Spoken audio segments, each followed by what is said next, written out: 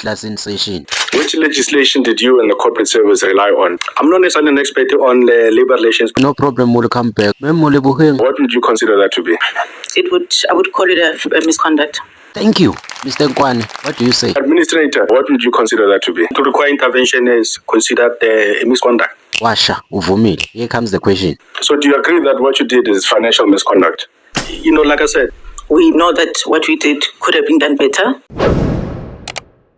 All right. So when you then engaged with corporate services and said that the department is taking long to send us a contract on how much we ought to be paid, therefore we're going to start paying ourselves, which legislation were you relying on? Obviously, I was benchmarking against the public remuneration and a salary scale. No, not on the amount. I'm not on the amount yet.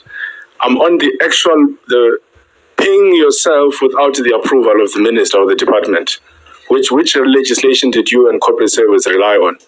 We'll come to the amount. Let's say you were paying yourself R1. The mere fact that you took a decision that you are now going to take money out of the SETA and deposit it into your bank account without the approval of the minister, which legislation did you and the corporate service rely on before you took that decision?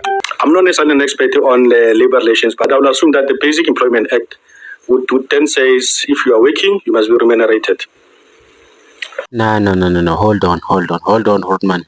Did you hear the absolute audacity coming out of this man's mouth? Sihle Lonze asked a basic, foundational question about accountability. Which law, which legislation did you rely on to make this payment to yourself without the minister's signature? And the whole administration of the state board stand up in parliament and say, well, the law says if you are working, you must get paid. Let's leave Mr. Nkwane for a minute. He's troubling us a lot. Moleboheng, what's your thought on this matter? Corporate service, did you rely on any legislation?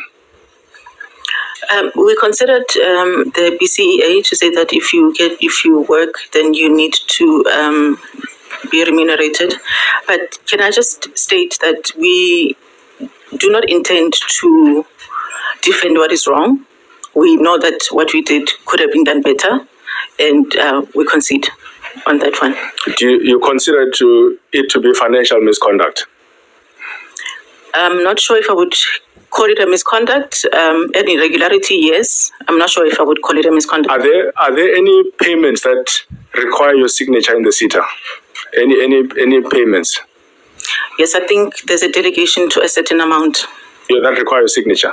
Yes. If that payment were to happen in the SETA without your signature, what would you consider that? If someone at the lower level than you would make a payment that requires your signature as corporate services without your approval, what would you consider that to be? I would call it a misconduct.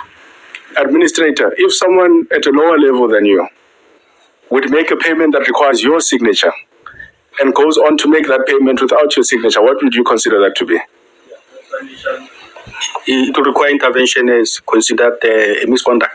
So do you agree that what you did is financial misconduct? Like I said, it's the exceptional circumstances warranted some unique intervention. We know that we know. Yes, Mr. Nkwane, the basic labor of this country says workers must be paid for their labor. But there is not one single law in South Africa that says if you work for a public entity, you can just bypass the executive authority, ignore the lack of the minister's signature, put your hands straight into the public purse and pay yourself. That is not a remuneration. That is an unregulated, unauthorized haste of taxpayers' money. Think about the precedent this man is trying to set. If a clerk at a municipality office decide they work overtime, can they just log into the bank system and transfer money into their personal account because the law says I must be remunerated? No, they will be in the handcuffs before the sunset. But because he sits at the top of the construction SETA board, he thinks he is a law unto himself. He tried to hide behind a lazy, twisted interpretation of labor right to mask the fact that he completely broke the Public Finance Management Act, PFMA. The minister didn't sign. The approval wasn't there, but the money moved away. Sihle Lonze didn't just expose the financial mistake. He exposed the administrative dictatorship where the elite believe that public funds belong to them the minute they show up to the office. What exceptional circumstance, because the legislation is clear on who ought to approve this payment. Yeah. That's why I'm trying to bring it to your space. I'm saying you now as an administrator, there are certain payments that can't be made in that SETA without your approval. Absolutely. You can't find out tomorrow that 500,000 has went out to pay for whatever without your signature. And then when you ask that employee at a lower level, they say to you, no, administrator, there were exceptional circumstances which require. Don't you think those circumstances should first be placed before you as the person who has to sign off this payment? You're very correct. So it would be misconduct to make a payment without an approval. Context and circumstances will matter. Thank you, Chairperson. So you don't think it's misconduct that it needs the minister's approval for you to pay yourself a salary of 3 million? You then go ahead to pay yourself the salary of 3 million without the approval of the minister. You don't consider that to be misconduct? I'm driving the narrative of the fact that the context and the situation is exceptional. So why do you believe that you have to pay back some of that money if you don't think there was anything wrong with what you did? Primarily because the ministerial determination is different from what we gathered. But if you don't see anything wrong, you just continue from now moving forward with what the minister is saying. You shouldn't feel the need to say, perhaps I need to pay back this money because the circumstances were so exceptional that they required you to take that decision. Correct, Chairperson. So the mere fact that you hold the view together with corporate services that perhaps this money must be paid back is in itself a concession that you're making that what we did here was incorrect.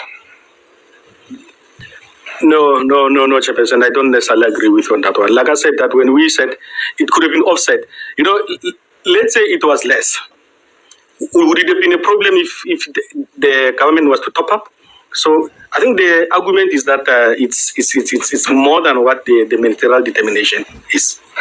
So the only thing you see wrong is that the amount is different, but you don't see anything wrong with you paying yourself a salary that requires ministerial approval without ministerial approval. You don't see anything wrong with that. Yeah, like I'm saying, and I'm repeating once more and frequently, the circumstances were different and it warranted interventions. I wish you could have a sense of the pressure that one was putting on Ntatemguba. And at some point, he was not even in an office because one was gravitating towards being desperate and without necessarily getting an indication of saying, how am I going to meet my financial obligations?